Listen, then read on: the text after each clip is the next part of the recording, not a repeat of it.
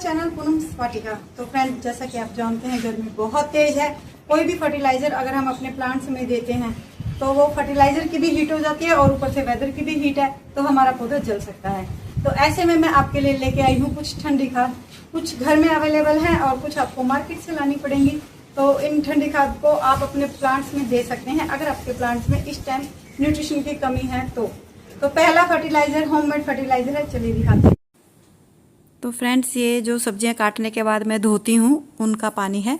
और हाँ, जब मैं दाल या चावल थोड़ी देर भिगोने के बाद फिर उन्हें धोती हूँ तो वो पानी भी मैं वेस्ट नहीं करती हूँ, वो भी मैं इकट्ठा कर लेती हूँ।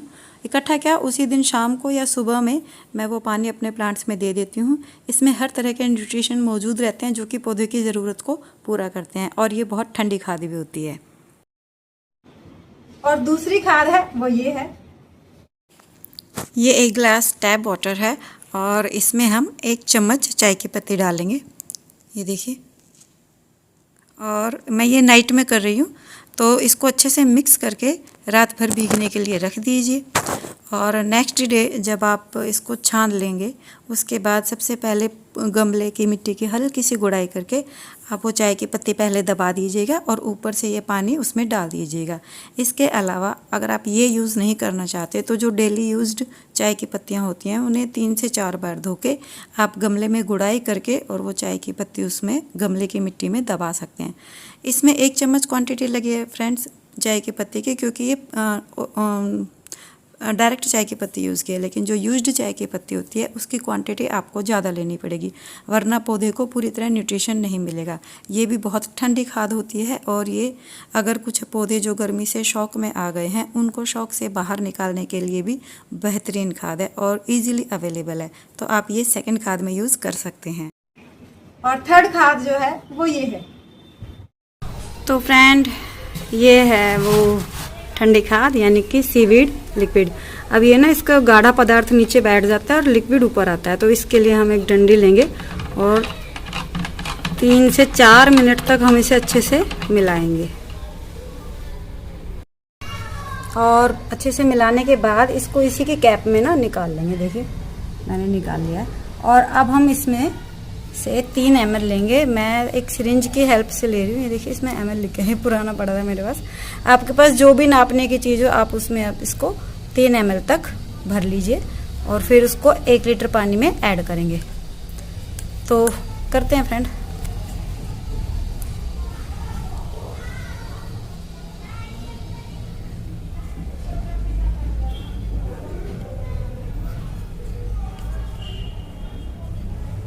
तो ये 3 ml हो गया है और अब हम इसे 1 लीटर पानी में डालेंगे। ये है पानी और अब हम इसमें डाल देंगे।